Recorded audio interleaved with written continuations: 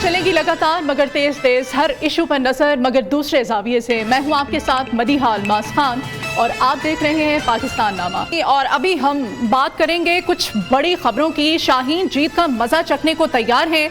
महंगाई को reverse gear कब लगेगा? कौमी एयरलाइन को अरबों के खसारे का सामना है। सबसे पहले हम बात करेंगे खेल के मैदान से।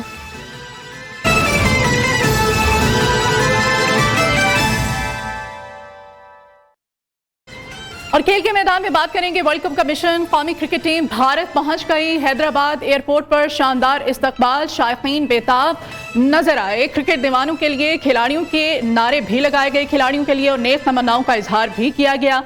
ग्रीन शर्ट्स की आज ट्रेनिंग है। कल न्यूजीलैंड से वार्म अप मैच खेला जाएगा। क्रिकेट टीम के महाज का आगाज। पाकिस्तान के खिलाड़ियों ने हैदराबाद के राजीव गांधी स्टेडियम में ट्रेनिंग में हिस्सा लिया। खिलाड़ियों ने स्टेडियम के अंदर वार्म अप और फील्डिंग की मशकें की और नेट एरिया में नेट। पाकिस्तान क्रिकेट टीम का हैदराबाद दक्कन के राजीव गांधी इंटरनेशनल एयरपोर्ट पर हुकाम और शायकीन की जानिब से शानदार इस्तकबाल किया गया। भारतीय शायकीन ने बाबर आजम के नारे लगाए। टीम अपना पहला वार्म अप मैच कल न्यूजीलैंड के खिलाफ खेलेगी। मिशन है वर्ल्ड कप का और मिशन वर्ल्ड कप के लिए शाहीनों का इम्तिहान है ये। ग्रीन शर्ट्स एशिया कप की शिकस्त को भुलाकर जीत का मजा चखने को तैयार हैं और वार्म अप मैच में कल कीवी से आमना सामना होगा। और कौमी क्रिकेट टीम ने राजीव गांधी स्टेडियम में जमकर प्रैक्टिस सेशन भी किया है। बैटिंग, बॉलिंग, फील्डिंग की मशक़ें की गई। गुज़श्ता रात जब कौमी टीम बाबर आजम की क़यादत में हैदराबाद एयरपोर्ट पहुंची तो यूं लगा जैसे पूरा शहर ही टीम के इस्तकबाल को उमड़ आया है। क्रिकेट के दीवाने बाबर आजम की एक झलक देखने को बेताब नजर आए। खिलाड़ियों के साथ खूब सेल्फियां भी बनवाई और खासा अच्छा इस्तकबाल किया गया पाकिस्तानी क्रिकेट टीम का। भारत जब वो पहुंचे, जब उन्होंने एयरपोर्ट पर लैंड किया, तो इसी पर बात करते हैं।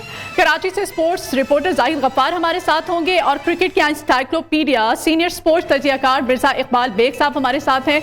उनसे उनका माहिराना तजिया लेते हैं।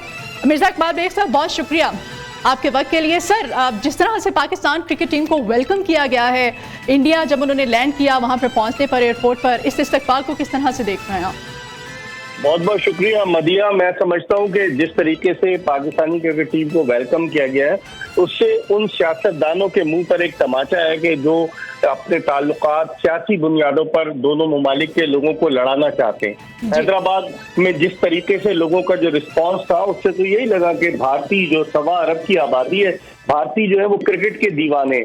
लेकिन 2-3 शहर मदिया ऐसे हैं कि जैसे अहमदाबाद या मुंबई या कोलकाता, वहां पर तमाशाइयों का रवैया बड़ा जारहाना होता है। लेकिन हैदराबाद एक ऐसा शहर है, राजीव गांधी इंटरनेशनल स्टेडियम में मैचेज हैं। राजीव गांधी इंटरनेशनल एयरपोर्ट से जब पाकिस्तानी टीम आई तो आपने खुद देखा होगा वीडियो पे किस तरीके से लोग कतार दर कतार खड़े हुए थे। तो मैं समझता हूँ ये पाकिस्तान के लिए बड़ी हौसला अफजा बात है और पाकिस्तानी क्रिकेट टीम के हौसले बुलंद होंगे। अब क्योंकि पाकिस्तान का पड़ाव 10 अक्टूबर तक यही है हैदराबाद में और पाकिस्तान को कल न्यूजीलैंड के खिलाफ मैच खेलेगा, फिर 3 अक्टूबर को ऑस्ट्रेलिया के खिलाफ दोनों प्रैक्टिस मैचेस और फिर दोनों वर्ल्ड कप के मैचेस नीदरलैंड और श्रीलंका के खिलाफ भी यही है। तो पाकिस्तान के लिए एक अच्छा मौका है कि अपने आप को वहां की विकेट, वहां के मौसम से हम आहंग करे ताकि 14 अक्टूबर को जो पाकिस्तान का बड़ा अहम मैच है अहमदाबाद में, उस मैच के लिए पाकिस्तानी टीम भरपूर तैयारी के साथ मैदान में उतर सके। अच्छा मिर्जा साहब, आपसे ये जानना चाहते हैं क्योंकि आप माहिर हैं, आपसे राय लेना चाहते हैं कि क्या मतलब स्ट्रेटजी अब पाकिस्तानी क्रिकेट टीम की क्या होनी चाहिए वार्म अप मैच को लेकर के? किनको आराम देना चाहिए, किनको पहले खिलवाना चाहिए खिलाड़ियों को? इस हवाले से क्या सजेस्ट करेंगे? देखिए मदिया, जो पाकिस्तानी क्रिकेट टीम यकीनन इन 2 प्रैक्टिस मैचेस में डिफरेंट कॉम्बिनेशन आजमाएंगे कि किस तरीके से स्पिनर्स को आया उसामा मीर को ये खिलाते हैं या नहीं खिलाते, क्योंकि भारत की विकेट जो है बड़ी फ्लैट है। आया ये 3 फास्ट बॉलर्स के साथ जाते हैं या शाहीन आफरीदी और उनके साथ हारिस रऊफ के साथ जाते हैं और बॉलिंग सलमान अली आगा से करा लें, क्या ये सऊद शकील को मिडिल ऑर्डर में खिलाते हैं? नहीं। ये 2 मैचेस ऐसे हैं मदिया के जिसमें इनको इस बात का भरपूर मौका मिलेगा कि अपने डिफरेंट कॉम्बिनेशन आजमाएं, क्योंकि हमारी टीम पर यह तनकीद होती है कि जब भी कोई भी मैच होता है हमारे बड़े प्लेयर जो है वो स्किप नहीं करते, हम बेंच स्ट्रेंथ को नहीं आजमाते, जिसकी वजह से हमें मुश्किल होती है कि जो टूरिंग स्क्वाड है उसके लड़के खेलते ही नहीं, वापस आ जाते हैं और जब करंट मैच में उनको डालते हैं तो वो परफॉर्म नहीं करते। तो मेरे ख्याल में एक अच्छा मौका है कि अपनी स्ट्रैटेजी बनाएं इन 2 मैचेस में, किन लड़कों को खिलाना है किन को नहीं खिलाना, क्योंकि नीदरलैंड को आप कमजोर हरीफ बिल्कुल तसव्वुर न करें। नीदरलैंड की टीम क्वालिफाइंग राउंड में आई, जीत कर आई है वेस्ट इंडीज की टीम क्वालिफाई नहीं कर सकी, जिम्बाब्वे की टीम क्वालिफाई नहीं कर सकी, तो इसका मतलब है कि नीदरलैंड की टीम में कुछ ना कुछ तो है, तो हमें किसी को आसान नहीं लेना चाहिए। सर ग्राउंड्स की अगर हम बात करें, पिचेस की हम बात करें, तो पाकिस्तानी क्रिकेट टीम की जो प्रैक्टिस है, जो उनकी पास्ट में उनकी जितनी भी परफॉर्मेंसेस रही हैं, इनको मद्देनजर रखें तो कितना सपोर्टिव होगा हमारे लिए, उसके लिए क्या करना होगा? देखिए मदिया, सब कॉन्टिनेंट की पिचेस तकरीबन एक जैसी हैं, और अभी हमने भारत और ऑस्ट्रेलिया की जो सीरीज देखी, वनडे सीरीज, उसमें ये पिचेस बैट्समैनों की जन्नत साबित हुई है, और 300 350 रन, इवन 400 के लगभग रन भी स्कोर हुए। तो हमें इन पिचेस को देखते हुए अपनी स्ट्रेटेजी बनानी होगी कि हमारे बैट्समैन, टॉप ऑर्डर बैट्समैन फखर जमान स्ट्रगल कर रहे हैं, और उसको फॉर्म में आना बहुत जरूरी है। फिर मिडिल ऑर्डर में हमारे पास एक मुस्तनद बैट्समैन होना चाहिए, और मेरी राय में सऊद शकील से अच्छा बैट्समैन कोई नहीं, क्योंकि यहाँ पर जो आईसीसी ने रूल रखा है वो बाउंड्री 70 गज, कम से कम 70 गज की बाउंड्री है। तो इसका मतलब ये हुआ कि ऐसा बैट्समैन जो स्ट्राइक को रोटेट करे, सिंगल्स डबल्स दे, वो ज्यादा कारआमद साबित होगा। तो मेरे ख्याल में सऊद शकील को उन्हें जरूर खिलाना चाहिए। सलमान अली आगा या इफ्तिखार में से एक को, इफ्तिखार का इसलिए चांस बनता है कि वो आखिरी ओवर में जोरदार हिटिंग कर सकते हैं। तो देखें अब क्या सूरत हाल बनती है, तो टीम मैनेजमेंट सोचेगी। 30 तारीख को मिकी आर्थर भी आ रहे हैं इंग्लैंड से, तो अब क्या स्ट्रैटेजी प्लान करते हैं, will have to look at that. अच्छा, वार्म अप मैच में शाहीन आफरीदी और हारिस राउफ को आराम देना चाहिए, जैसे कि आपने कहा, क्योंकि वर्ल्ड कप में इन दोनों बॉलर्स को मुसलसल मैचेस खेलने हैं। हैदराबाद में पाकिस्तान ने वार्म अप जो सेटअप है, 4 मैचेस वो भी खेलने हैं, इस बारे में क्या कहेंगे आप? देखिए मदिया, शुरू का मैच बेशक, कल का मैच जो है उसमें बेशक इनको आराम दे, लेकिन चूंकि नेदरलैंड से कबल आखिरी प्रैक्टिस मैच अगेंस्ट ऑस्ट्रेलिया होगा, वार्म अप मैच, तो उसमें इनको खिलाया जाए ताकि पता चले कि किस तरीके से ये बॉलिंग करते हैं, क्योंकि हैदराबाद में गर्मी बहुत है। मोहम्मद अजहरुद्दीन का शहर है हैदराबाद, जिसने भारत को इतना बड़ा प्लेयर दिया, और फिर शोएब मलिक का ससुराल भी हैदराबाद में, हसन अली भी अपने ससुराल में खेलेंगे। तो बहुत सारे फैक्टर्स हैं, अगर आप इनको जमा करें, मैं समझता हूँ कि शाहीन शाह अफरीदी और हारिस रऊफ की मौजूदगी मुखालिफ टीम पर नफसियाती दबाव डालने के लिए बड़ी अहम है, और इनको खिलाया जाएगा। दूसरा मैच अगर प्रैक्टिस कल का नहीं खिलाते तो 3 अक्टूबर का जरूर खिलाएंगे। ठीक है, बहुत शुक्रिया मिर्जा इकबाल बेग साहब हमारे साथ है, बहुत शुक्रिया आपके वक्त के लिए। और अभी कुछ बात करेंगे सियासी बयान की।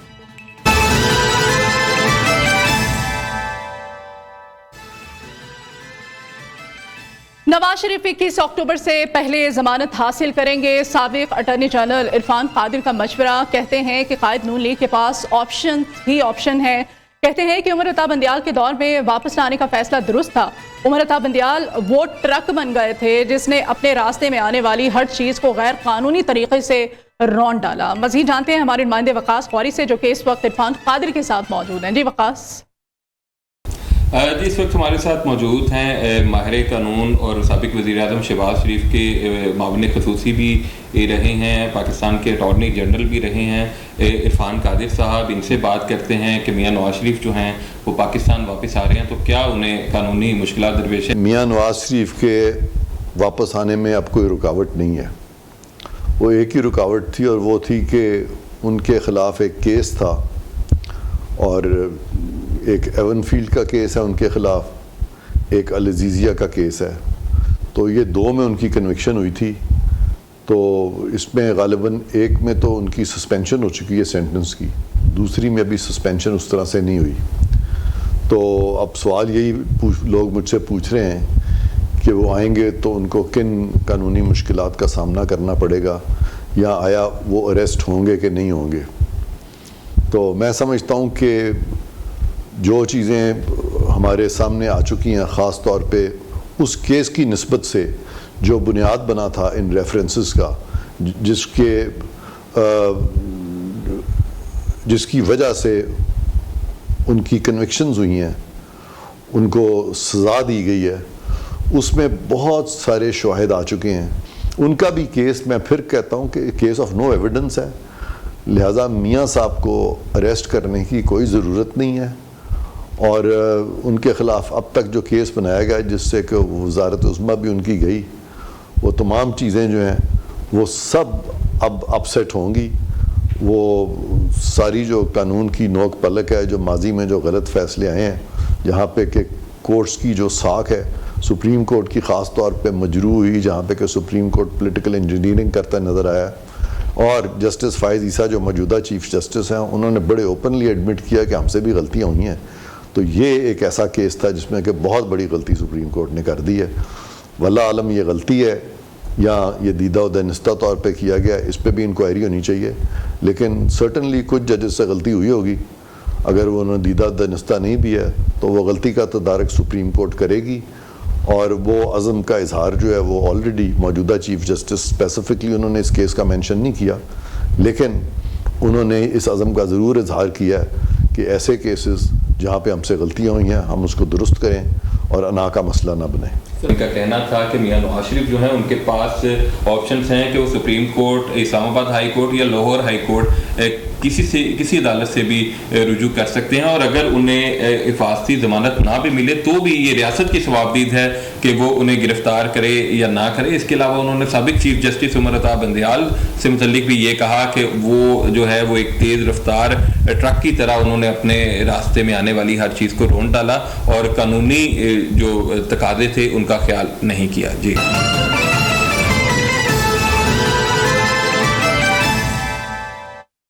पाकिस्तान नामा में आपको एक दफा फिर से खुशामदीद कहते हैं। पाकिस्तानी रुपए के मुकाबले में डॉलर की कदर में कमी का सिलसिला जारी है। डॉलर सस्ता जरूर हुआ है लेकिन अवाम रिलीफ से महरूम है। डॉलर महंगा होता है तो हर शय की कीमत में इजाफा हो जाता है, लेकिन अब की बार डॉलर सस्ता होने के समरात अवाम तक नहीं पहुंच सके। हुकूमती कार्रवाइयों के बाद डॉलर की इंटरबैंक कीमत बुलंद तरीन सतह से 18 रुपए 30 पैसे कम हो चुकी है।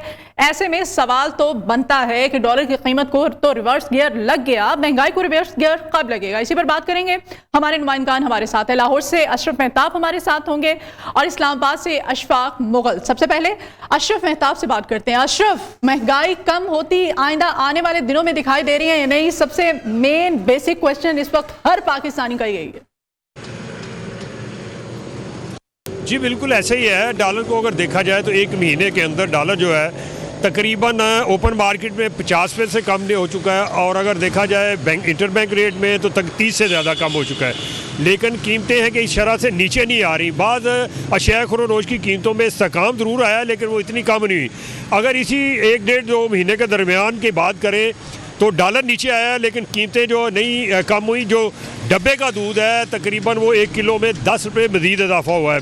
अगर मसाला जात की बात करें तो उसकी कीमतों में 20 रुपये इजाफा हुआ है, जो कि एक महीना पहले 100 रुपये का मसाला मिलता था, मसाला जात वो 120 रुपये का हो गया है।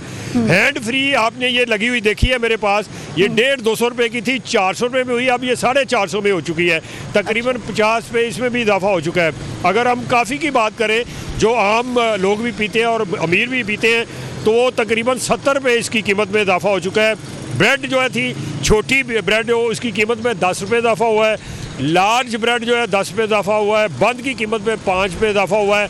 बच्चों की सलाटी की बात करें तो उसमें भी इजाफा हुआ है। और जो दूसरे लफ्ज़ों में कह लें कि सिगरेट हैं, जो सिगरेट पीते हैं उसमें ब्रांडेड सिगरेट बेंसन एजेज जो था उसकी कीमत में बहुत ज़्यादा इजाफा हुआ है। 550 रुपये का था वो 900 रुपये की अब डब्बी मिल रही है। तो ये डॉलर नीचे आने का आम लोगों को और दरमियाने दर्जे के लोगों को कोई फ़ायदा नहीं हुआ।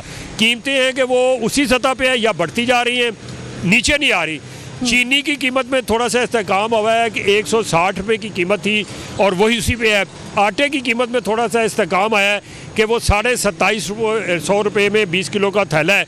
लेकिन घी की कीमत में कदरे कमी हुई है। तकरीबन ये पिछले 2-3 हफ्तों के दौरान अगर देखा जाए तो उसकी कीमत में 75 रुपये कमी आ चुकी है। तो इसी तरह से बाकी जो अशिया खुरोनोश हैं जैसे ही डॉलर बढ़ता है उनकी कीमतें बढ़ा ली जाती हैं और कहा जाता है कि डॉलर बढ़ गया है। लेकिन माफिया जो है वो जब डॉलर नीचे आता है तो कीमतें कम नहीं करता। लेकिन अब की बार ऐसा नहीं हो रहा है कि डॉलर की कीमतें अगर कम हुई हैं तो महंगाई में कमी कहीं नहीं देखी जा रही है। अशफाक मुगल से हम जानते हैं। अशफाक, क्या अपडेट करेंगे इस्लामाबाद से आप हमें? डॉलर की कीमतों के बारे में कमी तो आ रही है लेकिन महंगाई में कोई कमी नहीं देखी जा रही। जी बिल्कुल, हालिया अरसे में जो है वो डॉलर की कदर में वाकई कमी हुई है। बताइएगा क्या अपडेट करेंगे आप हमें?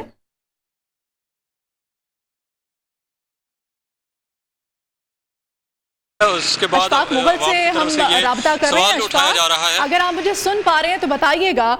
डॉलर की कीमतों के बारे में अपने नाज़रीन को हम अपडेट कर रहे हैं। डॉलर की कीमतें तो कम होती देख रहे हैं हम, महंगाई जो है वो कम होती हुई नजर नहीं आ रही। इसकी क्या रीजन क्या है? क्या अपडेट करेंगे आप? जी बिल्कुल, डॉलर की जो कदर है उसमें हालिया अरसे में जो है वो कमी ज़रूर आई है, लेकिन अवाम इस हवाले से सवाल कर रहे हैं कि उसकी जो कमी हुई है उसका फ़ायदा अवाम को कब पहुंचेगा। तो इसका जवाब ये है कि हमें मार्केट जो है उसको समझने की ज़रूरत है। पाकिस्तान की मार्केट जो है वो अनगाइडेड, अगर इसको लफ्ज़ इस्तेमाल करें तो वो ज़्यादा मुनासिब रहेगा कि उसमें चेक एंड बैलेंस नहीं है, क्योंकि डॉलर की कदर में जब इजाफा होता है तो फौरी तौर पर जो है दीगर अशिया की कीमतों में इजाफा होता है। लेकिन अगर हम डॉलर का दूसरी चीज़ों पर जो इम्पेक्ट देखें तो उसका सबसे पहले ये होता है कि डॉलर की कदर में इजाफा या कमी जब आती है तो सबसे पहले पेट्रोलियम मसनूआत की कीमतों में कमी या उसका में इजाफा होता है।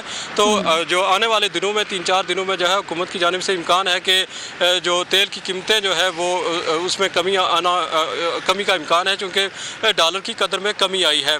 इसके साथ साथ जो है वो जब मैन्युफैक्चरिंग का अमल होता है और उसके बाद जो मार्केट में चीज़ें जाती हैं तकरीबन 2 महीने का एक सर्कल होता है, जिसके बाद चीज़ें उसमें इजाफा या कमी होती है। लेकिन पाकिस्तान की मार्केट में ये होता है कि अगर डॉलर की कदर में इजाफा हुआ है तो दूसरे दिन वो सारी चीज़ें महंगी हो जाती हैं, जो अगर कमी की बात करें तो 2 या 3 महीने गुजर जाते हैं। लेकिन ओवरऑल जो है वो मार्केट में जो चेक एंड बैलेंस नहीं है, जिसकी वजह से कीमतों का तयन नहीं होता। अगर हम बात करें चीनी की, तो चीनी की कीमतों में जो हालिया इजाफा हुआ है उसमें डॉलर का कोई कहीं जो किरदार नहीं था, सिर्फ ये था कि चेक एंड बैलेंस नहीं था।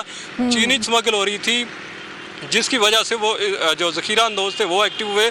जब उन पर जब हाथ पड़ा, जब उनके ख़िलाफ़ कार्रवाई हुई तो चीनी की कीमतें हमने देखी कि वो कम हुई हैं। तो मार्केट को जो है हुकूमत पाकिस्तान या जो सूबे हैं या जो ज़िली इंतज़ामिया है उसको जो है वो मार्केट को रेगुलेट करने की ज़रूरत है, ताकि जब पेट्रोलियम मसनूआत की कीमतें जो 3-4 दिनों में इम्कान है जिसका जो वो मार्केट को रेगुलेट करने की ज़रूरत है। अशरफ मेहताब की तरफ आते हैं। अशरफ, जैसे कि इशफाक भी अभी पॉइंट ट्रेस कर रहे थे कि जब क्रैकडाउन शुरू किया गया था डॉलर की स्मगलिंग और ज़ख़ीरा अंदोज़ जो हैं उनके खिलाफ, तो बड़ी हद तक ये जो डॉलर की कीमतें इनमें कमी देखने में आ रही है। तो फिर अभी अशफाक कह रहे थे कि इसकी वजह से आइंदा आने वाले दिनों में पेट्रोलियम मसनूआत की कीमतों में भी कमी होगी। इस बारे में आप क्या अपडेट करेंगे? बिल्कुल यही इम्कान ज़ाहिर किया जा रहा है। जो खबरें आ रही हैं वो यही आ रही हैं कि जैसे डॉलर की कीमत में इतनी ज़्यादा कदर में कमी हुई है, इसकी पेट्रोलियम मसनूआत की कीमतों में भी कमी आएगी। लेकिन एक अंसर यह है कि बैनुल-अक़वामी मार्केट में जो क्रूड ऑयल है उसकी कीमत में कदरे इजाफा हुआ है। इस वक्त 90 से लेकर $96 में एक बैरल जो क्रूड ऑयल है वो बिक रहा है। तो ये थोड़ा सा अंसर होगा, लेकिन ये इतना नहीं है। तकरीबन एक हफ्ते के दौरान $3-4 इजाफा और $4 इजाफा हुआ है। लेकिन अगर देखा जाए तो मुकामी तौर पे जो डॉलर की कीमत है वो उससे कहीं ज़्यादा गिर गई है, तकरीबन उससे कोई 3 गुना ज़्यादा नीचे आ चुकी है। तो लिहाजा अब होना तो ये चाहिए कि पेट्रोल की कीमत में, डीजल की कीमत में कमी होनी चाहिए और फिर उसके बाद बिजली की कीमत में कमी होनी चाहिए। सनतकारों से बात की जाती है, जो हमारे सरमायाकार हैं उनसे बात की जाती है, वो कहते हैं जी पेट्रोलियम मसनूआत और बिजली 2 अहम जो जुज़ हैं जो सनत को चलाते हैं। अगर ये सस्ते नहीं होंगे तो पैदावारी लागत में कमी नहीं होगी, पैदावारी लागत में कमी नहीं होगी। आप हमारे साथ रहेगा। अशरफ मेहताब इस वक्त माहिर मैशत कैस असलम साहब ने हमें ज्वाइन किया। बहुत शुक्रिया सर आपके वक्त के लिए। सर, अमूमन ऐसा होता है मार्केट में, जब डॉलर की कीमतें कम होती हैं तो फिर महंगाई की जो शरह है इसमें भी कमी देखने को मिलती है, लेकिन अब की बार ऐसा नहीं हो रहा है। इसकी क्या रीजन क्या है? देखें, पहली बात तो ये है कि सिर्फ डॉलर नहीं है जिसकी वजह से चीजें महंगी हुई हैं, ये लागत है। आपकी बिजली महंगी हुई, आपके गैस महंगी हुई, आपकी जो है पेट्रोल महंगा हुआ है, मगर उसके साथ साथ जो हमारी मईशत में एक और इकोनॉमिक्स में कहा जाता है वो ये जो रोजमर्रा की चीजें होती हैं इनकी सब्स्टिट्यूशन नहीं होती, ये खरीदनी होती है। तो वो जो ज़ख़ीरा अंदोज़ हैं वो इसको आर्टिफिशियली इसकी कीमतें महंगी रखते हैं। गवर्नमेंट के जो अदारे हैं वो रिश्वत भी लेते हैं या वो नाक़िस हैं, वो जाते नहीं हैं इनको रोकने, तो वो भी सारी इनएफिशिएंसीज जो हैं वो कीमतों में जाती हैं। तो हमारी इकॉनमी जो है वो एक्चुअली एक इनएफिशिएंसी का शिकार भी है और कॉस्ट ऑफ डूइंग बिजनेस पे भी है। फिर 22% पे तो आपका इंटरेस्ट रेट है। तो ये सारी चीजें मिला के महंगी हो जाती हैं चीजें, और उसमें फिर हमारा सिस्टम ऐसा है कि जो अवाम को लूट के ज़ख़ीरा अंदोज़ों को पैसे मुनाफा देता है। तो इसलिए ये सस्ती, जब तक गवर्नमेंट अपने टैक्स नहीं कम करेगी और वो नहीं कम करेगी इंटरेस्ट रेट, ये महंगी ही रहेंगी चीजें। ठीक है, बहुत शुक्रिया माहिर मैशत डॉक्टर कैस असलम साहब हमारे साथ थे, अशरफ हमारे साथ थे और हमारे नुमाइंदे इशफाक मुगल, आप सबका बहुत शुक्रिया।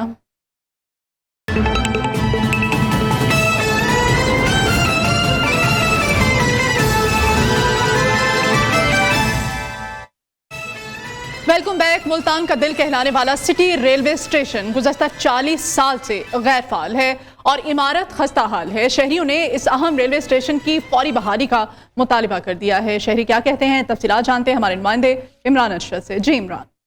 जी बिल्कुल, इस वक्त मैं मुल्तान के कदीमी और तारीख़ी रेलवे स्टेशन के ऊपर मौजूद हूँ। मुल्तान का ये रेलवे स्टेशन, जिसको सिटी रेलवे स्टेशन के नाम से कभी जाना जाता था, तकरीबन 130 साल से ज़ायद पुराना ये रेलवे स्टेशन है। यहाँ पे हर ट्रेन रुकती थी, यहाँ पे रौनक मेला होता था, यहाँ पे मुख्तलिफ़ किस्म के खाबे थे और इसके साथ साथ यहाँ पे ट्रांसपोर्टेशन का सिस्टम बहुत ज़्यादा ज़बरदस्त था। जो यहाँ पे रहने वाले शहरी हैं, ख़ास तौर पर जो बुज़ुर्ग शहरी हैं, उनसे हम जानने की कोशिश करते हैं। यहाँ रौनकें हों, यहाँ रक्शे खड़ते थे, टांगे खड़ते थे, इतनी दुनिया यहाँ से दूर से आती थी और आके उतर के फिर शहर चले जाते, फिर शहर से यहाँ आ जाते थे। खुदा के लिए जान, मैं वज़ीर-ए-आज़म के बार बार अपील कर दूँ, ये बहुत ही पुराना स्टेशन है। कम बच्चे थे तो इसको देखने लगे, तो इतनी रौनकें होती थी, इतनी रौनकें होती थी, हमें पता है या अल्लाह को पता है। मैं ये कहता हूँ खुदा के लिए इसको दोबारा बात करें। आपने यहाँ पे मौजूद शहरियों की बात सुनी, बुजुर्ग शहरी जिनकी एक उम्र इस इलाके में और इस रेलवे स्टेशन के साथ गुजरी है, तो उनका ये कहना है कि मुल्तान का दिल कहलाया जाने वाला ये रेलवे स्टेशन, इसको फिलफौर बहाल किया जाए, क्योंकि इस वक्त ये टूट फूट का शिकार है। अंदर देखा जाए तो तमाम तर चीज़ें जो है वो लोग यहाँ से उतार के ले गए हैं, लोहे की चीज़ें यहाँ से गायब हैं। तो शहरियों ने मुतालबा किया है कि मुल्तान के सिटी रेलवे स्टेशन को फिलफौर बहाल किया जाए, ताकि यहाँ पे रहने वाले जो शहरी हैं उनकी ज़िंदगी आसान हो सके। जी बहुत शुक्रिया इमरान आपका। फैसलाबाद में महकमा सेहत हुक्काम की अदम तोजही के बायस हॉस्पिटल्स में अद्वियात की किल्लत पैदा हो गई है। तीनों teaching hospitals, elite hospital 1, elite hospital 2, general hospital और तमाम तहसील हेडक्वार्टर्स हॉस्पिटल्स की ओपीडीज में शुगर, जिगर, गुर्दों, दिल, मौसमी बुखार समेत दीगर अमराज की 60 से ज़ायद जान बचाने वाली अद्वियात नायाब हो गई हैं। शुगर के मरीजों के लिए इंसुलिन और आंखों के मर्ज की अद्वियात भी नापैद हैं। मज़ीद सूरत हाल हम जानेंगे फैसलाबाद से हमारे नुमाइंदे शौकत भट्टू से। जी शौकत।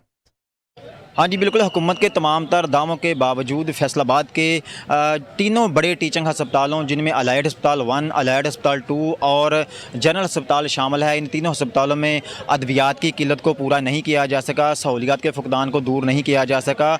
इन तीनों अस्पतालों की जो OPDs हैं, वहाँ पर 40 से ज़ायद जो जान बचाने वाली अद्वियात हैं, जिनमें दिल, जिगर और दीगर शुगर के मर्ज़ शामिल है, उनकी अद्वियात शामिल हैं, वो यहाँ से मुयस्सर नहीं है। मरीज़ों को बाहर से ख़रीदनी पड़ती हैं। अगर 6 अद्वियात लिख के दी जाती हैं तो 4 अद्वियात बाहर से लेना पड़ती हैं, 1 या 2 अद्वियात जो हैं वो अंदर से मिलती हैं। इसके साथ साथ इंसुलिन की भी कमी है। इस वक्त हमारे साथ एक शहरी मौजूद हैं, उनसे जानते हैं कि उनका अद्वियात की कमी के हवाले से क्या कहना है। बताइएगा, क्या कहते हैं आप? भाईजान, हमने क्या बताना है, इधर ना सहूलियत कम है कि जो मेडिसन है 6 लिख के देते हैं, 2 मिलती हैं, 4 बाहर से लेते हैं। माड़ा बंदा इंसान कहाँ जाएगा।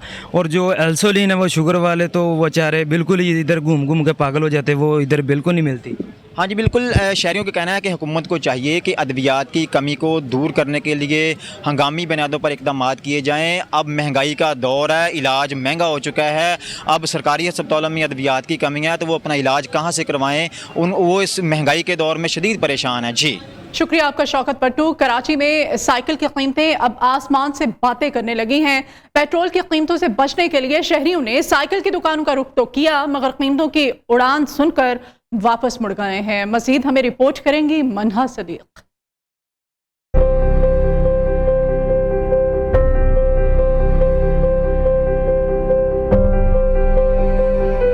पेट्रोल बम गिरने के बाद अवाम ने सोचा क्यों ना साइकिल ले ली जाए, मगर ये क्या, साइकिलों की कीमतें तो आसमान से बातें कर रही हैं। एक आम सी साइकिल की कीमत भी 25,000 तक जा पहुंची। अब ऐसे में शहरी जाए तो कहां जाए। शहरी कहते हैं पेट्रोल से बचकर साइकिल लेने आया, मगर इसके तो रेट ही हाई फाई है। साइकिल की वालों ने भी यही सोचकर बढ़ा दिया है कि अब जब पेट्रोल महंगा हो गया है तो सब लोग बाइक को साइड पे रख के साइकिल खरीदने आएंगे। साइकिल के रेट भी हाई फाई हैं, अल्लाह माफ़ करे, इतना महंगी साइकिलें हो गई है।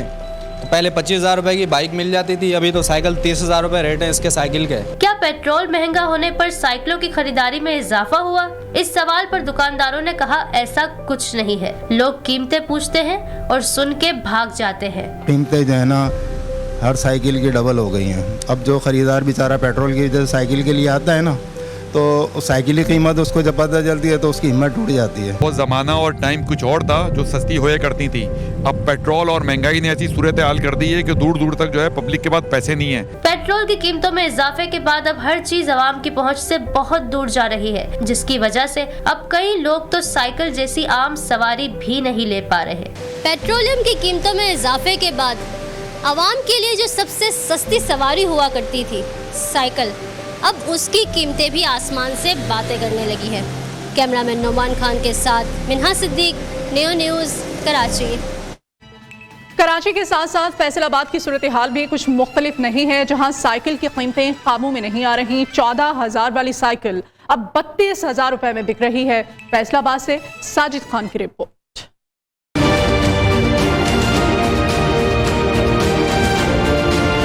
साइकिल की सवारी जेब पर भारी नहीं। आए रोज पेट्रोल की कीमतों में होशरबा इजाफे से परेशान शहरियों ने मोटरसाइकिल और गाड़ियों को खुदा हाफिज कहते हुए साइकिल खरीदने को तरजीह दे दी। जो है पेट्रोल जो है कोई पता ही नहीं है कि हर 15 दिन बाद गवर्नमेंट जो है वो महंगा कर देती है।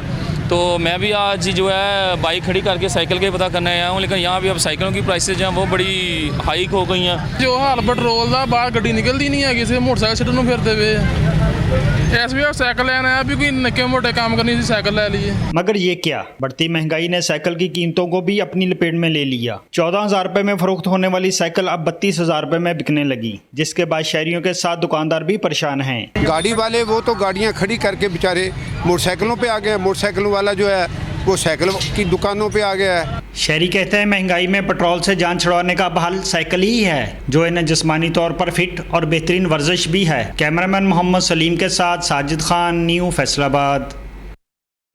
साजिद खान की रिपोर्ट आपने देखी। वापस आएंगे एक ब्रेक के बाद।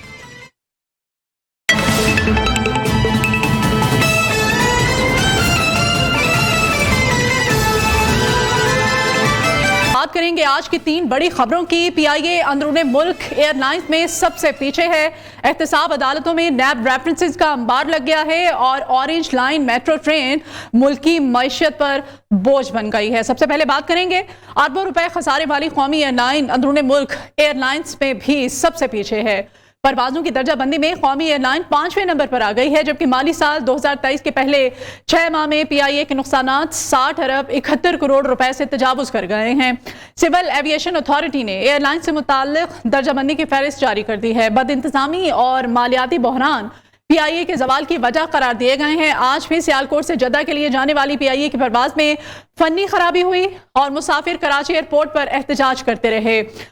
और नुमाइंदा न्यू न्यूज़ काशिफ मुनीर हमारे साथ होंगे, और जबकि bureau chief new news Lahore Ayaz Shuja साहब से भी हम बात करेंगे। तर्जमान पीआईए अब्दुल्ला खान भी हमारे साथ होंगे, जबकि तर्जमान सिविल एविएशन सैफुल्लाह खान भी हमारे साथ होंगे।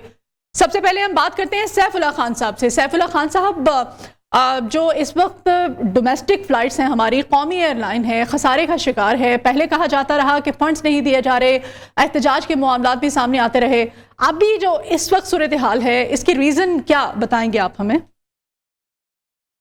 जी अस्सलाम वालेकुम। देखिए, मैं तो सिविल एविएशन की तरफ से आपसे मुखातिब हूँ। जी जी। अगर तो वो पीआईए से रिलेटेड जो भी क्वेश्चन है, काइंडली आप जो स्पोक्स पर्सन पीआईए आपके साथ ऑनलाइन है उनसे पूछिएगा। मुझसे जो पूछा गया अभी कुछ देर पहले, वो जो एयरलाइंस को जो पंक्चुअलिटी रैंकिंग के हवाले से बिल्कुल कहा गया है, ताखीर का शिकार हैं, मामूल पर नहीं है परवाज़ें, इस बारे में भी आपसे। जी जी जी जी जी। तो उसमें देखिए, उसमें कोई ऐसी, उसका मतलब हरगिज ये नहीं लिया जाना चाहिए कि अगर कोई पहले नंबर पे है तो वो बेहतरीन एयरलाइन हो गई है, या जो कोई अगर आखिर पे है तो वो बहुत बुरी एयरलाइन है। देखिए, ये एक पंक्चुअलिटी रैंकिंग होती है जो साल में 2 दफा की जाती है, और आयाटा के जो 2 सीजन है, मतलब वो विंटर सीजन और समर सीजन, तो ये साल में 2 मरतबा होती है। और ये जो ज़ाहिर है फ्लाइट जो वक्त पर आएगी तो वो वक्त पे जाएगी, तो हम इसको डोमेस्टिक डिपार्चर उस पर लिखा हुआ है। ठीक है। और ये उनकी पंक्चुअलिटी रैंकिंग है कि वो कितनी वक्त पर आई और गई। इसमें सिविल एविएशन जो है वो वक्त ब वक्त उन्हें हिदायत करती रहती है, और अगर कोई ना फॉलो करे तो सर वो तंबीह की जाती है।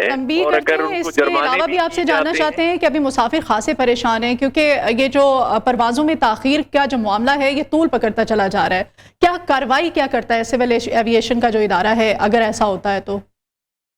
देखिए, अगर कोई गैर मामूली किस्म के डिलेज हैं जिसका कसूर एयरलाइंस की तरफ जाता है तो जाहिर है उनको तंबीह भी की जाती है, पेनलाइज किया जाता है, जुर्माने भी किए जाते हैं।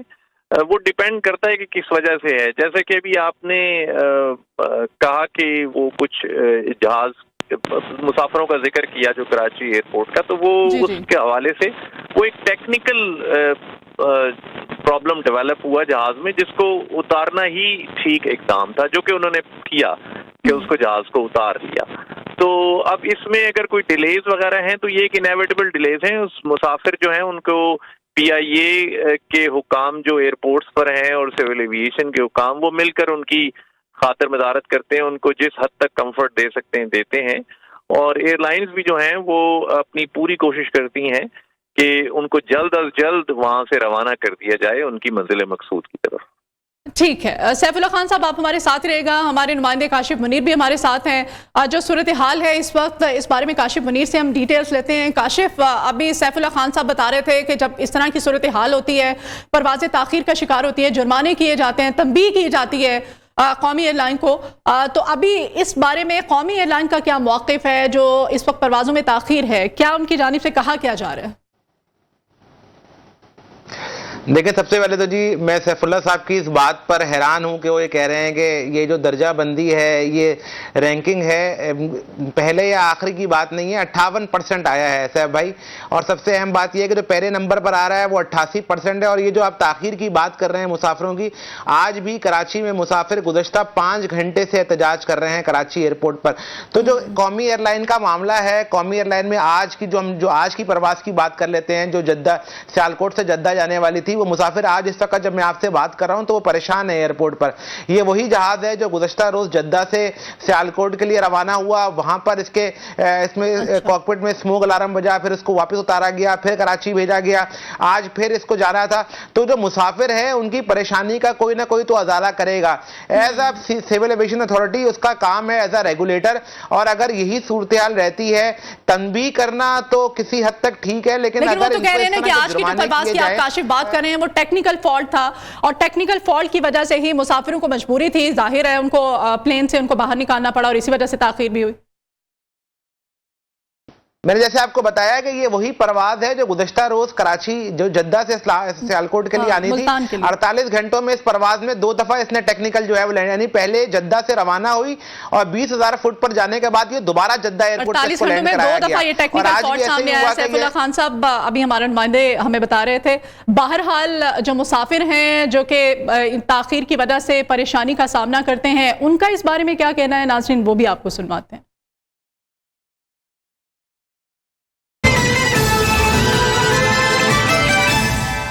पाकिस्तान की जो एयरलाइन है वो कभी ऐसी थी कि दुनिया उनसे सीखने के लिए आती थी, लेकिन अब ये आलम है कि उसको प्राइवेटाइज करने का जो सोच रहे हैं। पहले नंबर से 5वें नंबर पे चली गई है, तो ये एक बड़ा लम्हा फ़िक्री है हमारे लिए। जो हमारा मुल्क है वो इस लेवल पे खड़ा है जहाँ पे निष्कारी के बगैर काम नहीं चलेगा। ये इतना खसारा दे रही है पाकिस्तान को, ये अब पाकिस्तान के लिए नुकसान का बाइस है। पीए को पहले ही प्राइवेटाइज कर देना चाहिए था। अब देखें 5वें नंबर पे चले गए, इकोनॉमी में इतना बड़ा बोझ है, पैसेंजर्स का सामान भूल आती है, कभी कोई और नुकसान हो जाता है, अमले के हालात हमारे सामने हैं।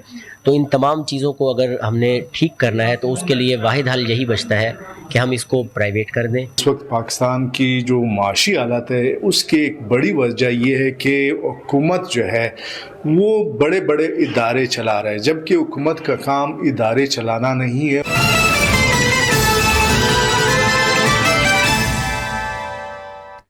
काशिफ मुनीर हमारे नुमाइंदे कराची से हमारे साथ हैं और मुसाफिरों को परेशानी का सामना है, आम जो पब्लिक है उनके व्यूज भी आपने जाने। काशिफ, मजीद क्या अपडेट करेंगे, सूरत हाल को किस तरह से कंट्रोल किया जाएगा, PIA का क्या मौक़िफ़ सामने आ रहा है इस बारे में? देखिए पीआईए की जानिब से तो यही कहा गया, जैसे सैफ ने बताया कि टेक्निकल लैंडिंग थी, जहाज को जब तक जहाज महफूज नहीं होगा उसको उड़ाया नहीं जाएगा। लेकिन सवाल यही है कि अगर 48 घंटों में एक ही जहाज पर डबल टेक्निकल लैंडिंग आ रही है तो आप वैसे भी मुसाफिरों को जो है वो रिस्क पर डाल रहे हैं। जहां तक पीआईए की खसारे की बात है, पीआईए का खसारा जो है वो 6 महीने की अगर रिपोर्ट लें तो 60 अरब रुपए तो एक तरफ है, लेकिन आप सबसे अहम बात ये देखें कि कौमी एयरलाइन जो है मुसाफिरों से जब पैसे लेती है तो उसमें एक ड्यूटी होती है, फेडरल एक्साइज ड्यूटी। उसका काम यह है कि ठीक है, बहुत शुक्रिया काशिफ मुनीर, तमाम तर सूरत हाल के बारे में आप हमें अपडेट कर रहे थे। और सैफुल्लाह खान साहब आपका भी बहुत शुक्रिया। अभी बात कर लेते हैं एहतसाब अदालतों की। एहतसाब अदालतों में नैब रेफरेंसेस का अंबार लग चुका है। सुप्रीम कोर्ट के फैसले के बाद बड़ों के रेफरेंसेस की अदालतों में वापसी के लिए नैब ने अपनी कमर कस ली है। इस्लामाबाद की एहतसाब अदालत में अब तक कितने रेफरेंसेस वापस आए हैं ये हम जान लेते हैं हमारे नुमाइंदे जीशान सैयद से। जी जीशान। जी बिल्कुल, एहतसाब अदालतों में रेफरेंस की बात अगर की जाए तो 15 सितंबर 2023 को जब उस वक्त की chief justice of Pakistan Umar Ata Bandial ने नेब तरामीम कलदम करार दी और एहतसाब अदालतों में केसेस वापस भेजने के अहकामात जारी कर दी, तो उसके बाद पाकिस्तान भर के जो एहतसाब अदालतें हैं वहाँ पे नेब रेफरेंसेस का बहार आ चुका है। इस्लामाबाद की हद तक अगर मैं बात कर लूँ तो इस्लामाबाद की एहतसाब अदालतें 3 एहतसाब अदालतों में 80 से ज़ायद रेफरेंसेस थे जो तरमीम के बाद वापस जा चुके थे। उनकी वापसी का जो सिलसिला है वो शुरू हो चुका है। तकरीबन हफ्ते से ज़्यादा का वक्त गुजर गया। 80 में से 60 से ज़ायद रेफरेंसेस जो है वो अब तक उनका रिकॉर्ड इस्लामाबाद की तीनों एहतसाब अदालतों को मुंतकिल किया जा चुका है। जब से रेफरेंसेस का सिलसिला शुरू हो चुका है तो जो एहतसाब अदालत नंबर 1 के जज है मोहम्मद बशीर ने नेब प्रोसिक्यूशन टीम से पहले रोज़ ये कहा था कि आपने जांच पड़ताल रजिस्ट्रार के साथ करके फिर ये बताना है कि कौन से केसेस जो है वो इम्पोर्टेंट है, कौन से केसेस हमने कब कैसे सुनने हैं, कौन से केसेस हमारे दायरे इख्तियार में हैं और कौन से केसेस हमारे दायरे इख्तियार में नहीं है। तो ये सारा कुछ आपने अदालत को बताना है। अब जुडिशल कम्प्लेक्स जो इस्लामाबाद में उसमें एहतसाब की 3 अदालतें हैं। 3 अदालतों में से सिर्फ एक अदालत का जज जो है वो मौजूद है, जबकि बाकी जो 2 अदालतें हैं एहतसाब अदालत नंबर 2 और एहतसाब अदालत नंबर 3 उनकी जजेस की जो असामियाँ हैं वो खाली है। हाँ, वहाँ पे जो अमला है वो मौजूद है और ये जो नोटिस जारी होते हैं एहतसाब अदालत नंबर 2 और 3 के, तो वो ही अमला जो है वो अदालती जो अमला होता है वो नोटिस जारी करते हैं। तकरीबन 80 जो रेफरेंसेस है उसमें 60 से ऊपर के रेफरेंसेस आ गए हैं और सबसे जो ज़्यादा रेफरेंसेस है वो इस्लामाबाद के एहतसाब अदालत नंबर 3 में है। उसके बाद एहतसाब अदालत नंबर 2 दूसरे नंबर पे और एहतसाब अदालत नंबर 1 में सबसे कम रेफरेंसेस जो है वो उसी में उनका रिकॉर्ड जमा कर दिया गया है। अब जो राजा परवेज़ अशरफ, साबिक आसिफ अली जरदारी, यूसुफ रज़ा गिलानी, फरजाना राजा, सेनेटर रुबीना खालिद, इनको नोटिस जो है वो जारी कर दिए गए हैं। इसहाक डार भी इसमें शामिल है और इनको ज़ाती हैसियत में मुख्तलिफ अक्टूबर के महीने के मुख्तलिफ तारीख़ी दी गई और उनको उसमें ज़ाती हैसियत में पेश होने के अहकामात जो है वो जारी कर दिए हैं। जी शुक्रिया आपका जीशान सैयद, तमाम तफसीलात से आप हमें अपडेट कर रहे थे। अभी यहाँ एक ब्रेक लेंगे, आप हमारे साथ रहिए।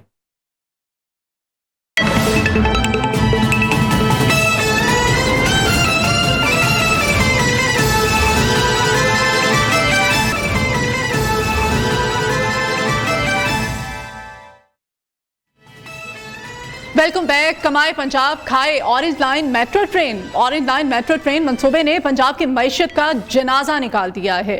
ऑरेंज लाइन मेट्रो ट्रेन के कर्ज की किस्त की रकम मजीद बढ़ गई है। ऑरेंज लाइन के लिए हासिल किए गए कर्ज की सालाना किस्त में 1 साल के दौरान 21 अरब 90 करोड़ रुपए का रिकॉर्ड इजाफा सामने आया है।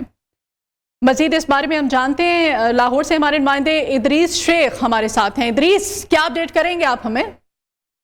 जी बिल्कुल, ये 2015 की बात है जब पंजाब हुकूमत ने वफाकी हुकूमत के जरिए अवामी जमहूरिया चीन के एग्जिम बैंक से कर्ज लिया था। पंजाब मास ट्रांजिट अथॉरिटी और सीपीआई का एक अहम तरीन हिस्सा था। पहली मुल्की light rail orange line metro train $1.62 अरब का ये कर्ज लिया गया था और इसके बारे में ये कहा गया था इससे ऑरेंज मेट्रो ट्रेन जो है वो मनसूबा मुकम्मल किया जाएगा, पर इससे जो मुतल्लिक मुआहदा था उसको मंजर-ए-आम पर नहीं लाया गया। उस वक्त अगर हम देखें तो कौमी असम्बली में अपोजिशन ने भी बहुत ज़्यादा इस सिलसिले में तहफ़्फ़ुज़ात का इजहार किया, ये मुआहदा सामने नहीं लाया गया। उसके बाद ऑडिटर जनरल पाकिस्तान की जानिब से जब पंजाब मास ट्रांजिट अथॉरिटी का इस सिलसिले में ऑडिट किया गया था 2018-19 में, तब भी ये मुआहदा सामने नहीं आया था। इसके बारे में 2020 में बातें सामने आना शुरू हुई और महकमा खजाना पंजाब की जानिब से ये कहा गया कि 2024 से 2036 तक 12 साल में जब पंजाब हुकूमत और इंलैंड मेट्रो ट्रेन मनसूबे का कर्ज उतारेगी, और महकमा खजाना पंजाब ने यह वाजे अपनी दस्तावेज़ात में कहा कि सूबाई मईशत पर बड़े संगीन और तबाहकुन इसके असरात मुरतब होंगे। इस सिलसिले में अगर हम बात करें 2018 ही की, 2018 में इस सिलसिले में ये सारे मामला सामने है। 2020 में इस सिलसिले में ये जो कर्ज वापस करना है पंजाब हुकूमत ने 12 साल में 2024 से 2036 तक, तो इसकी इब्तदाई जो किस्त की रकम थी वो तकरीबन 10 अरब थी और इसके बाद 2022 में जाकर ये 18 अरब हो गई और अब 2023 में 10 अरब से 18 अरब ये पहली किस्त हो गई। बहुत शुक्रिया इदरीस शेख, तमाम तर तफसीलात से आप हमें अपडेट कर रहे थे। इदरीस शेख हमारे नुमाइंदे हमारे साथ थे और आप सुन रहे थे लाहौर में जो मेट्रो ऑरेंज लाइन है इसकी क्या सूरत हाल है। ऑरेंज लाइन ट्रेन की जो पहली किस्त है वो 18 अरब से बढ़कर अब 22 अरब रुपए सालाना किस्त से हमें अदा करना पड़ेगी। ऑनलाइन ट्रेन के हवाले से कर्ज की सालाना किस्त में 21 अरब 90 करोड़ रुपए का रिकॉर्ड इजाफा हो चुका है। कमाएगा पंजाब और खाएगी ऑरेंज लाइन मेट्रो ट्रेन, ये सूरत हाल है। लोगों ने इससे मुस्तफीद होना था, इस मनसूबे थे, ताहम इस मनसूबे ने मैशत का जनाजा ही निकाल कर रख दिया है। मेट्रो ट्रेन मनसूबा और कमाएगा पंजाब जबकि खाएगी ऑरेंज लाइन मेट्रो ट्रेन। अभी एक ब्रेक।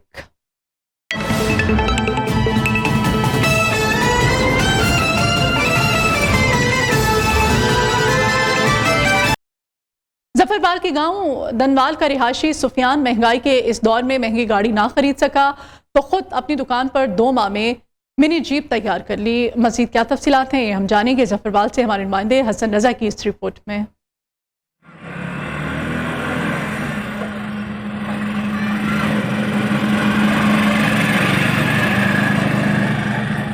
गाड़ियों का शौक हर एक इंसान को होता है, लेकिन गरीब आदमी इस सवारी से महरूम रहता है। जफरवाल का रिहायशी सुफियान जो कि महंगाई के दौर में गाड़ी ना खरीद सका, लेकिन उसने हिम्मत नहीं हारी, अपनी ही स्टील वर्क्स की दुकान पर मिनी जीप तैयार कर ली। 2 माह की मुद्दत में तैयार होने वाली ये गाड़ी जब रोड पर चलती है तो सब लोग हैरान हो जाते हैं।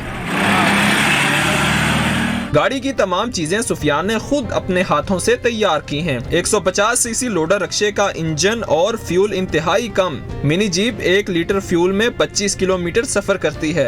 इलाके भर के लोगों ने सुफियान के इस इकदाम को खूब सराहा। जीप का शौक मैंने बचपन तो सी ते चूंकि तुहानू पता है ना दे रेट बहुत ने 15-20 लाख तो जीप मिल रही है। इस वजह मैं आप ही जरा ना दे पार्ट्स वगैरह कुछ खरीदे ने, बॉडी शाडी आप तैयार की ते हुण अल्हम्दुलिल्लाह तुहाडे सामने। सुफियान ने हुकूमत पाकिस्तान से मुतालिबा किया है कि इसको सपोर्ट मिल जाए तो बहुत कम रेट पर गाड़ियां तैयार कर सकता है। कैमरामैन टीम के साथ हसन रजा, जफरवाल। आशोब चश्म की बीमारी से चश्मों का इस्तेमाल भी बढ़ गया है। शहरियों की बड़ी तादाद चश्मा खरीदने पहुंची तो दुकानदारों ने मुंह मांगी कीमतें वसूल करना शुरू कर दी हैं। इस बारे में हमें रिपोर्ट करेंगे फैसलाबाद से हमारे नुमाइंदे वकास फेराज।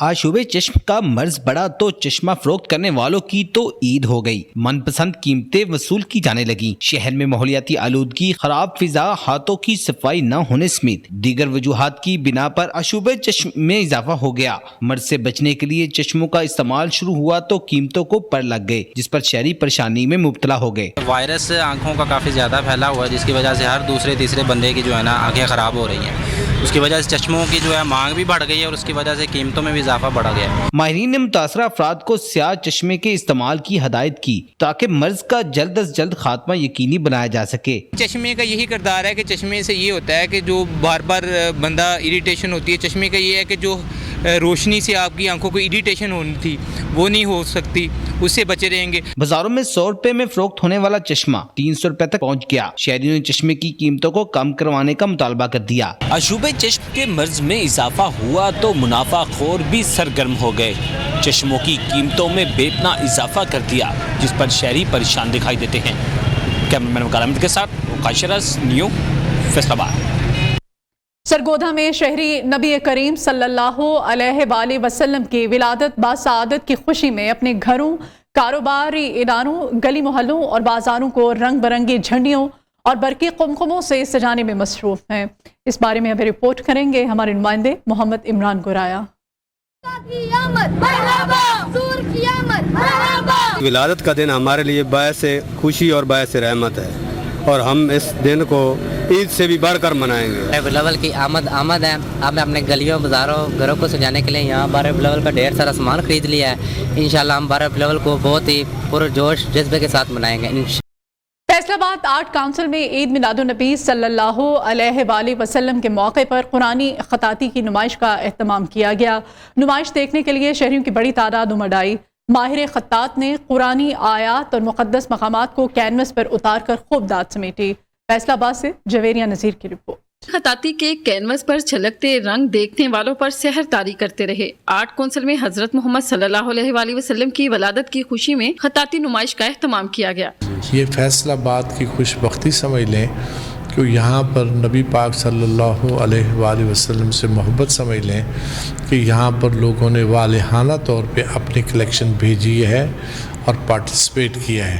नुमाइश का इफ्तिताह कमिश्नर सरवत सईद ने किया और माहिर खत्तातों के फनपारों का जायजा लिया। सूफियाना अक्स, खाना काबा और रोज़े रसूल समेत दीगर मुकद्दस मुकामात की खताती ने नुमाइश को 4 चांद लगा दिए। नुमाइश को देखने के लिए शहरियों की बड़ी तादाद आर्ट काउंसिल पहुंची। उनका कहना था कि कुरानी खताती मुसलमानों की मिरास है। नबी के मुबारक महीने की निस्बत से बहुत ही अच्छा इक़दाम है और फैसलाबाद के शहरियों के लिए एक दरसगाह है। खताती के इस फन से न सिर्फ शौक की तस्कीन होती है बल्कि कुरान पाक की मुकद्दस आयात की बदौलत अज्र सवाब भी हासिल होता है। माहिर खत्तातों ने रंगों से खेलते हुए कैनवस पर अपने शौक को अमली जामा पहनाया तो यहाँ आने वाले अफराद भी फन खताती के इन खूबसूरत फनपारों से महजूज होते रहे।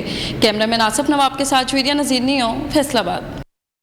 अभी अहम खबर आपको देंगे। महकमा तालीम बलोचिस्तान में जाली लेक्चर्स की तैनाती का स्कैंडल सामने आया है। जाली नोटिफिकेशन पर 15 खवातीन की तकर्री की तहकीकात में पेशरफ्त सामने आई है। महकमा एंटी करप्शन ने 4 अफराद के खिलाफ मुकदमा भी दर्ज कर लिया है। मजीद जानते हैं न्यू न्यूज़ कोयटा की ब्यूरो चीफ मोहम्मद काजिम हमारे साथ टेलीफोन लाइन पर मौजूद हैं। जी काजिम। देखें, ये जो इसमें तकर्री हुई थी महकमा तालीम में 15 खवातीन असातिज़ा की, ये जाली नोटिफिकेशन की बुनियाद पर इनकी तकर्री हुई। महकमा तालीम के ज़राए ने हमें बताया कि अगस्त 2021 में पब्लिक सर्विस कमीशन की जानिब से जाली प्रेस रिलीज जारी किया गया था, जिसकी बुनियाद पर महकमा तालीम ने फिर एक जाली नोटिफिकेशन की बुनियाद पे 15 खवातीन लेक्चरर्स की महकमा तालीम में तैनाती की गई और इन 15 खवातीन में से 2 ने ज्वाइनिंग भी दी और इन 2 खवातीन को अब तक 16 लाख से ज़ायद का तनख्वाह भी दिया गया है। अब ये मामला महकमा एंटी करप्शन के पास है और महकमा एंटी करप्शन ने इन 2 खवातीन लेक्चरर समेत गर्ल्स कॉलेज चमन की जो खातून प्रिंसिपल है उसके खिलाफ और एक जमील सुमरो नामी शख्स है उनके खिलाफ बाकायदा मुकदमा दर्ज किया है और अब इस सिलसिले में मजीद तहकीकात का सिलसिला जारी है और महकमा एंटी करप्शन का कहना है कि इस सिलसिले में मजीद गिरफ्तारियों का भी इम्कान है। ठीक है, बहुत शुक्रिया मोहम्मद काजिम आपका। उधर बलोचिस्तान में बाद सरकारी स्कूलों के ऐसे मंसूबे हैं जिनको हुकूमत और महकमा तालीम शुरू करने के बाद भूल गई है। स्कूल ना बनने से बच्चों को पढ़ने के लिए कई मील दूर जाना पड़ता है। एक ऐसे स्कूल के बारे में बताएंगे कोयटा से हमारे नुमाइंदे हम्माद अली।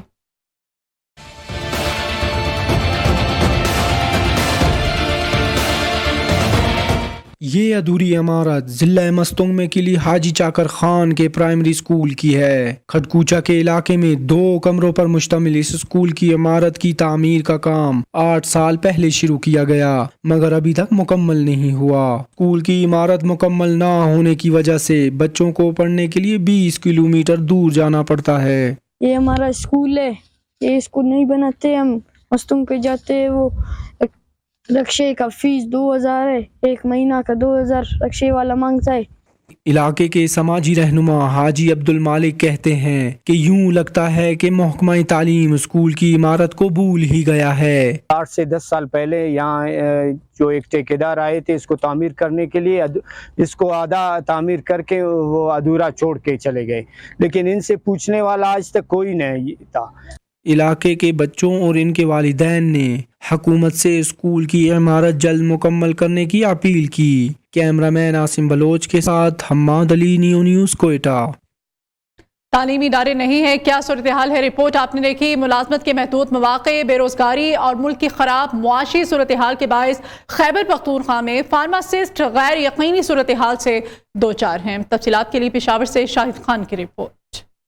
मुल्क में माशी बदहाली, बेरोज़गारी अरूज पर, नौजवान खसूसन तालीम याफ्ता तबका गैर यकीनी सूरत हाल से दो चार। खैबर पख्तूनख्वा में फार्मासिस्ट मायूसी का शिकार। बेशतर फार्मासिस्ट डिग्रियां हासिल करने के बाद बैरून मुल्क जाने पर मजबूर हैं। अगर अभी करंटली हम बात करें तो पाकिस्तान में फार्मासिस्ट की जो है तो हालत बुरी है, ये अनफॉर्चुनेटली मैं कहना चाह रहा हूँ। और हमारा जो नौजवान तबका है अनफॉर्चुनेटली जो है वो मिडल ईस्ट और जो हमारे यूरोप कंट्रीज़ में वो जा रहा है, उसके लिए टेस्ट दे रहे हैं। मैं अगर कहूँ कि रोज़ाना के हिसाब से टेस्ट आते हैं, हमारी पेज है, हम उसे अपलोड करते हैं, वो हमें कहते हैं कि हमें गाइडेंस दें कि हम कहाँ जाएँ, किस तरफ जाएँ। तो फार्मासिस्ट जो है पाकिस्तान में तंग है। खैबर पख्तूनख्वा की 17 यूनिवर्सिटियों से सालाना 2300 के करीब तलबा फार्मेसी की डिग्रियां हासिल करते हैं, लेकिन महकमा सेहत और निजी मराकज़ सेहत में फार्मासिस्ट की आसामियां न होने के बराबर है। फार्मासिस्ट की ज़रूरत जो है वो बहुत ज़्यादा है, इसीलिए कि डॉक्टर जो है वो प्रिस्क्रिप्शन तो लिख लेता है, आपकी डायग्नोसिस तो करा लेता है कि आपको ये मसला लाहिक है और इसके लिए आपने ये दवाई खानी हुई है, लेकिन इसके बाद डॉक्टर की जो रिस्पॉन्सिबिलिटी है वो ख़त्म हो जाती है और फार्मासिस्ट की रिस्पॉन्सिबिलिटी शुरू हो जाती है। आलमी इदारा सेहत के स्टैंडर्ड के मुताबिक हर हस्पताल में 20 मरीजों को अद्वियात तजवीज़ करने के लिए एक फार्मासिस्ट का होना लाजमी है, लेकिन पाकिस्तान में एक फार्मासिस्ट 100 बेड के लिए रखा जाता है। कैमरामैन खुर्रम जलील के साथ शाहिद खान, न्यू न्यूज़, पेशावर। पेशावर से आप हमारे नुमाइंदे शाहिद खान की रिपोर्ट देख रहे थे। पाकिस्तान नामा में हम वापस आएंगे एक ब्रेक के बाद, आप हमारे साथ रहिए।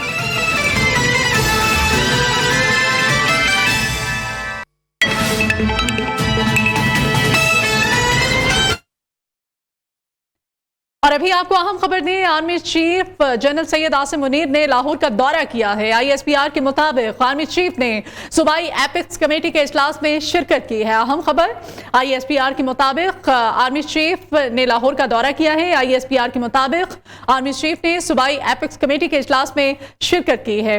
आर्मी चीफ के दौरे लाहौर के बारे में अहम खबर आपको दी जा रही है। Army chief general Syed Asim Munir ने लाहौर का दौरा किया है। ISPR के मुताबिक आर्मी चीफ ने सूबाई एपिक्स कमेटी के इजलास में शिरकत भी की है। Army chief general Syed Asim Munir का लाहौर का दौरा और ISPR की जानिब से तस्दीक की जा रही है इस दौरे की। ISPR के मुताबिक आर्मी चीफ ने सूबाई एपिक्स कमेटी के इजलास में शिरकत की है। अहम खबर आपको दी जा रही है, एक बार फिर से बताएं, army chief general Syed Asim Munir ने लाहौर का दौरा किया है। ISPR के मुताबिक आर्मी चीफ ने सूबाई एपिक्स कमेटी के इजलास में शिरकत की है। ISPR के मुताबिक कहा जा रहा है कि army chief general Syed Asim Munir ने लाहौर का दौरा किया है और आर्मी चीफ ने लाहौर के दौरे में एपिक्स कमेटी इजलास में शिरकत की है। आर्मी चीफ ने सूबाई एपिक्स कमेटी के इजलास में शिरकत की है और आर्मी चीफ का दौरा लाहौर। ISPR के मुताबिक कहा जा रहा है कि army chief general Syed Asim Munir ने सूबाई एपिक्स कमेटी इजलास में शिरकत की है। पाकिस्तान नामा से इतना ही, आप देखते रहिए न्यू न्यूज़।